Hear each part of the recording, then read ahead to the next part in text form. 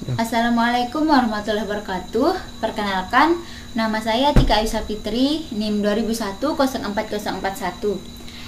Di sini saya akan menjelaskan materi mata kuliah evaluasi pembelajaran dari materi pertama sampai dengan materi ke-8. Nah, materi yang pertama yaitu tentang konsep asesmen, penilaian, pengukuran, dan evaluasi. Yang pertama di sini yaitu ada pengukuran, yang dimana pengukuran ini diartikan sebagai kegiatan atau usaha yang dilakukan untuk memberikan angka-angka pada suatu kejadian, gejala, peristiwa, atau benda, sehingga hasil pengukuran akan selalu berupa angka. Nah, pengukuran juga dapat diartikan sebagai kegiatan yang dilakukan dalam proses pembelajaran yang diperlukan untuk menentukan fakta kuantitatif yang disesuaikan dengan kriteria-kriteria tertentu sesuai dengan objek yang akan diukur.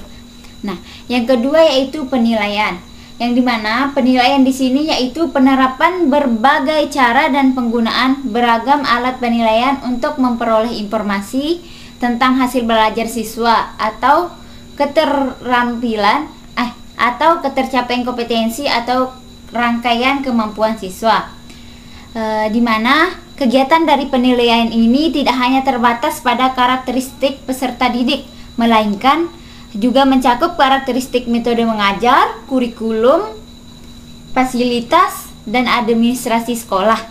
Instrumen penilaian untuk peserta didik dapat berupa metode dan atau prosedur formal atau informal untuk menghasilkan informasi tentang peserta didik. Instrumen dapat berupa tes tertulis, tes lisan, lembar observasi, pedoman wawancara, tugas instruktur, atau tugas tidak terstruktur, portofolio, unjuk kerja, dan lain sebagainya. Oke, selanjutnya yaitu asesmen, yang dimana asesmen merupakan implementasi dari berbagai cara dan penggunaan beragam alat penilaian untuk memperoleh informasi tentang sejauh mana hasil belajar siswa atau ketercapaiannya. Nah, yang terakhir yaitu ada evaluasi, di mana evaluasi ini didefinisikan sebagai penafsiran terhadap pertumbuhan dan kemajuan siswa ke arah tujuan atau nilai yang telah ditetapkan dan tertulis dalam kurikulum. Cakupan dalam evaluasi ini yaitu kegiatan pengukuran dan penilaian. Dalam rangka kegiatan pembelajaran, evaluasi dapat didefinisikan sebagai proses sistematis dalam menentukan tingkat pencapaian tujuan pembelajaran yang telah ditetapkan. Evaluasi pembelajaran bertujuan untuk mengetahui efisiensi proses pembelajaran yang dilaksanakan dan efektivitas pencapaian tujuan pembelajaran yang telah ditentukan. Substansi komponen evaluasi ada 3 jenis, yaitu objek, keputusan atau judgment, dan kriteria. Yang pertama yaitu objek, yang dimana objek ini diartikan sebagai hal yang akan dinilai. Yang kedua yaitu judgment, artinya proses pertimbangan yang dilakukan oleh penilai untuk menentukan nilai atas suatu objek. Dan yang ketiga yaitu kriteria, yang dimana kriteria ini yaitu ketentuan minimal untuk menentukan suatu posisi nilai atau kualitas tertentu. Nah, dari keempat konsep tersebut, hubungan antara pengukuran, penilaian, evaluasi, dan asesmen yaitu jika kita lihat dari definisi yang sudah disampaikan, pengukuran, penilaian, evaluasi, dan asesmen ini mempunyai perbedaan. Maka perbedaan makna dan fungsi, yang dimana semuanya itu di dalam pendidikan tidak dapat dipisahkan sebab memiliki keterkaitan yang erat antara satu dengan yang lainnya. Dan keterikatannya itu diantaranya yaitu yang pertama, pengukuran dan penilaian ini merupakan dua proses yang berkesinambungan atau saling berhubungan. Nah, pengukuran yang kedua yaitu pengukuran dilaksanakan terlebih dahulu yang menghasilkan skor, dan dari hasil pengukuran dapat dilakukan penilaian. Selanjutnya yaitu yang ketiga, antara penilaian dan evaluasi sebenarnya memiliki persamaan, yaitu keduanya mempunyai pengertian menilai atau menentukan nilai sesuatu. Di samping itu juga keduanya merupakan alat yang digunakan untuk mengumpulkan data. Nah, yang keempat yaitu evaluasi dan penilaian lebih bersifat kualitatif, yang dimana hakikat keduanya merupakan proses dalam membuat keputusan tentang nilai suatu objek. Oke, itu tadi materi tentang konsep asesmen, pengukuran, penilaian, dan evaluasi. Selanjutnya kita akan beralih ke materi yang kedua, yaitu tentang taksonomi tujuan pembelajaran Bloom dan taksonomi Anderson dan Krathwohl, yang dimana taksonomi tujuan pembelajaran adalah pengelompokan tujuan pembelajaran dalam kawasan kognitif, afektif, dan psikomotorik. Yaitu yang dimana taksonomi pembelajaran Bloom adalah struktur hierarki yang mengidentifikasi keterampilan berpikir mulai dari jenjang yang rendah hingga ke jenjang yang lebih tinggi. Taksonomi Bloom pertama kali diterbitkan pada tahun 1956 oleh seorang psikolog pendidikan yang bernama Benjamin Bloom. Taksonomi Bloom ini dibagi menjadi 3 ranah, yaitu kognitif, afektif, dan psikomotorik. 3 ranah tersebut sangat penting dalam pembelajaran, tapi ranah kognitif adalah ranah yang paling sering digunakan. Selanjutnya yaitu tujuan dari taksonomi Bloom ini yaitu untuk mengetahui perilaku-perilaku yang menekankan aspek intelektual seperti pengetahuan, pengertian, dan keterampilan berpikir. Selanjutnya yaitu taksonomi Krathwohl dan Anderson, yang dimana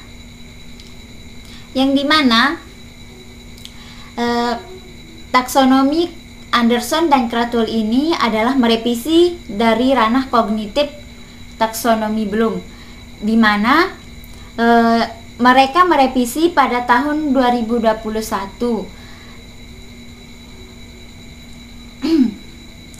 Dan adapun ranah kognitif yang direvisi oleh Anderson dan Krathwohl yaitu mengingat yakni remember, memahami atau mengerti yakni understand, menerapkan yakni apply, menganalisis yakni analyze, mengevaluasi yakni evaluate, dan menciptakan create. Baik, itu tadi penjelasan tentang taksonomi tujuan pembelajaran Bloom dan taksonomi pembelajaran Anderson dan Krathwohl. Selanjutnya kita akan beralih ke materi selanjutnya. Oke, materi selanjutnya yakni tentang contoh-contoh tujuan pembelajaran HOTS. HOTS di sini HOTS atau yang sering disebut sebagai kemampuan, keterampilan, atau konsep berpikir tingkat tinggi merupakan suatu konsep reformasi pendidikan berdasarkan pada taksonomi Bloom yang dimulai pada abad ke-21. Konsep ini dimaksudkan ke dalam pendidikan bertujuan untuk menyiapkan sumber daya manusia dalam menghadapi revolusi industri. HOTS bukan mata pelajaran, bukan juga soal ujian. HOTS adalah tujuan akhir yang dicapai melalui pendekatan, proses, dan metode pembelajaran. Keterampilan HOTS adalah proses berpikir yang mengharuskan siswa atau peserta didik untuk mengembangkan ide-ide dalam cara tertentu yang memberi mereka pengertian dan implikasi baru.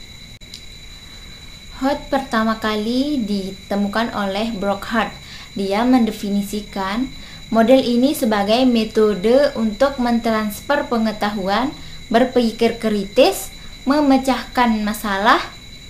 HOTS bukan sekedar model soal, tetapi juga merupakan model pembelajaran. Model pengajaran harus mencakup kemampuan berpikir, sedangkan model penilaian dari HOTS yang mengharuskan siswa untuk tidak familiar dengan pertanyaan atau tugas yang diberikan. Dari beberapa pengertian yang dikemukakan oleh para ahli, HOTS dapat disimpulkan bahwa HOTS adalah keterampilan berpikir tingkat tinggi yang harus ada pada diri peserta didik, yang tidak hanya menguji kemampuan intelektual dalam hal ingatan, tetapi juga menguji pada kemampuan mengevaluasi, kreativitas, analisis, dan berpikir kritis tentang pemahaman peserta didik terhadap suatu mata pelajaran, dan lebih menekankan pada pemikiran kritis terhadap suatu penyelesaian permasalahan. Jadi, di sini keterampilan berpikir tingkat tinggi tidak hanya menguji pada keterampilan menghafal, akan tetapi juga pada sebuah materi pelajaran, tetapi lebih kepada penerapan dari setiap materi yang didapat. Karakteristik soal HOTS diantaranya yang pertama yaitu memberikan motivasi, yang dimana memberikan motivasi di sini bertujuan untuk mengajak siswa untuk terlibat secara mental. Nah, yang kedua yaitu merupakan situasi nyata, yang dimana di sini mengajak peserta didik untuk memvisualisasikan keadaan sesuai kondisi nyata atau autentik. Yang ketiga yakni tidak memberikan gambar, yang dimana melatih peserta didik membuat visualisasi sendiri. Yang keempat yakni menggunakan kata kamu, yang dimana mengajak peserta didik untuk terlibat secara pribadi. Dan yang kelima karakteristiknya yaitu memerlukan pengambilan keputusan, yang dimana melatih siswa untuk membuat keputusan sendiri tanpa keterlibatan orang lain di dalamnya. Oke, itu tadi materi tentang contoh tujuan pembelajaran HOTS. Kita akan beralih ke materi selanjutnya.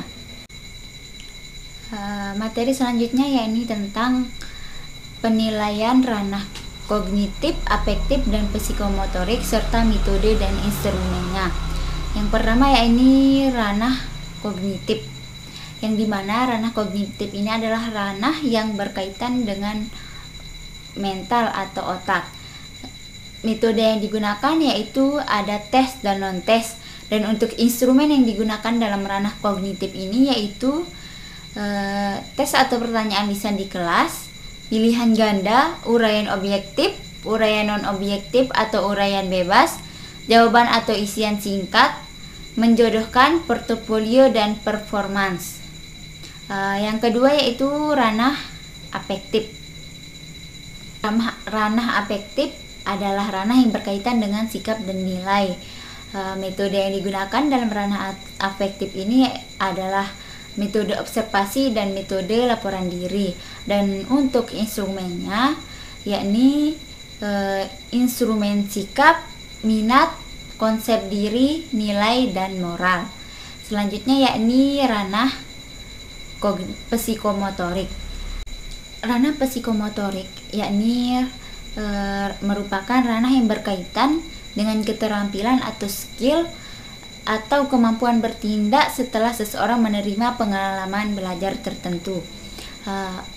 Metode dalam penilaian psikomotorik ini yaitu yang pertama dengan pengamatan langsung selama pembelajaran, yang kedua yaitu hasil tes setelah pembelajaran, dan yang ketiga yaitu melihat kemampuan beberapa waktu setelah pembelajaran selesai.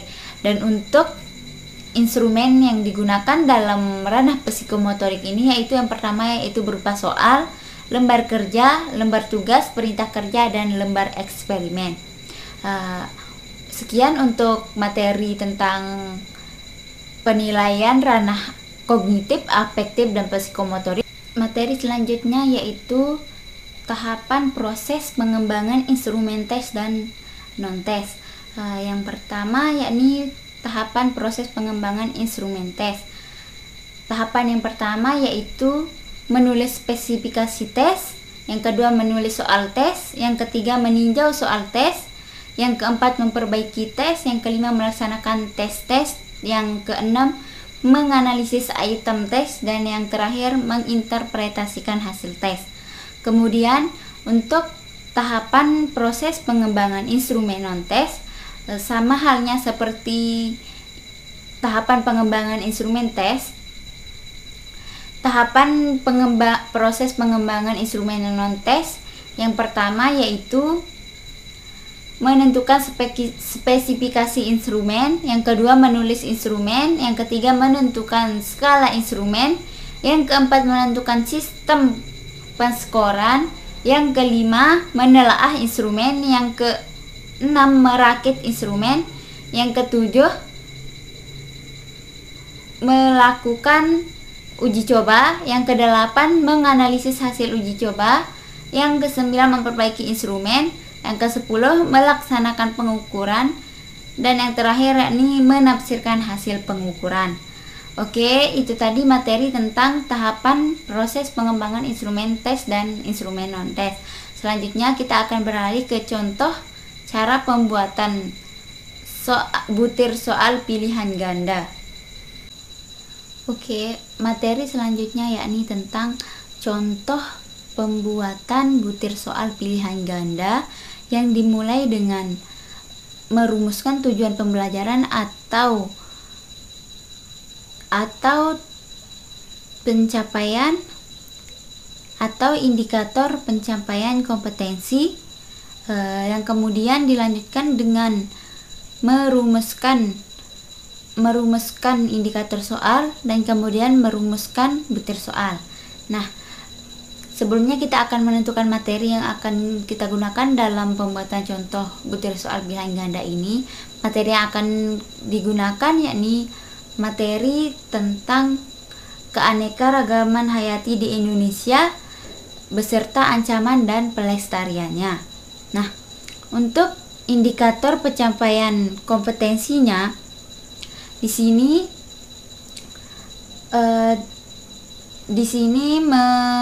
menggunakan mengklasifikasikan makhluk hidup baik hewan maupun tumbuhan yang termasuk keanekaragaman gen, jenis atau ekosistem. Dan untuk indikator soalnya di sini kami menggunakan siswa dapat mengklasifikasikan atau mengelompokkan jenis keanekaragaman hayati. Level kognitifnya yaitu C4 dan bentuk soalnya adalah pilihan ganda. Dan untuk butir soalnya di sini kami mencontohkan di sebuah peternakan Pak Sandiaga memiliki kuda pacu. 2 dari kelima kuda tersebut memiliki dasar warna rambut hitam. Namun, warna rambut kedua kuda tersebut tidak ada yang sama. Tidak ada yang sama persis. Terdapat beberapa bagian tubuh yang warna hitamnya tidak merata sehingga membuat keduanya bisa dibedakan. Nah, dari definisi tersebut, perbedaan di antara kedua kuda pacu tersebut menunjukkan adanya keanekaragaman tingkat ... Untuk opsinya A gen, B jenis, C individu, D komunitas, E ekosistem. Dan jawabannya yaitu A gen. Selanjutnya yaitu contoh pembuatan butir angket. Contoh pembuatan butir angket yang dimulai dengan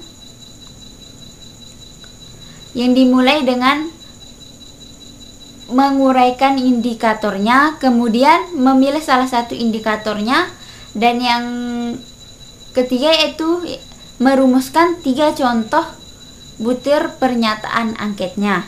Nah, di sini kami mengambil untuk variabelnya yaitu siswa kelas 11 di MTS 4 Lombok Tengah.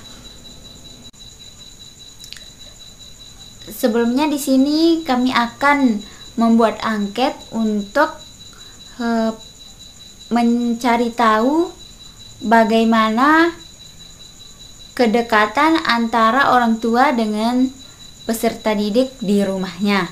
Nah, di sini kami membuat 3 indikator soal, 3 indikator untuk anketnya, yaitu indikator yang pertama yaitu cara orang tua memperlakukan anak di rumah.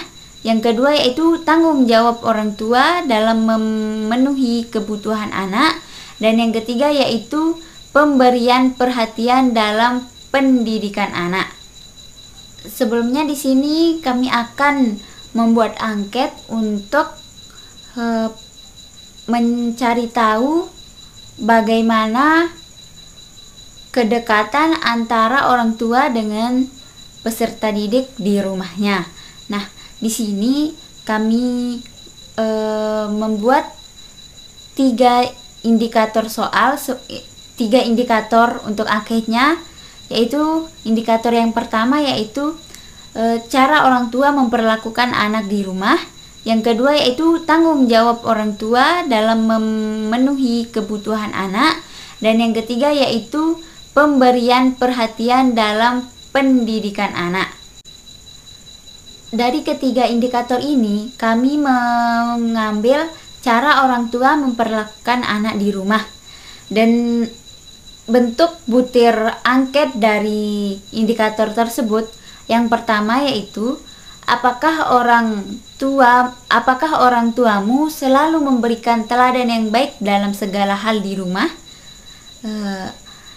Untuk opsinya ada 4, yaitu A selalu, B sering, C kadang-kadang, dan D tidak pernah. Dan untuk butir angket yang keduanya yaitu apakah orang tuamu selalu mempunyai waktu untuk berkumpul bersama keluarga? Opsinya sama seperti yang pertama yaitu A selalu, B sering, C kadang-kadang, dan D tidak pernah. Dan untuk butir angket yang ketiga yaitu pernahkah orang tuamu memberikan motivasi untuk rajin belajar dan rajin beribadah? Opsinya yaitu A selalu, B sering, C kadang-kadang, dan D tidak pernah. Oke, mungkin sekian pemaparan materi dari saya dari materi pertemuan pertama sampai dengan yang ke-8 pada mata kuliah evaluasi pembelajaran. Kurang dan lebihnya saya ucapkan mohon maaf dan terima kasih atas perhatiannya dari awal penyampaian materi sampai selesai. Sekian, wassalamualaikum warahmatullahi wabarakatuh.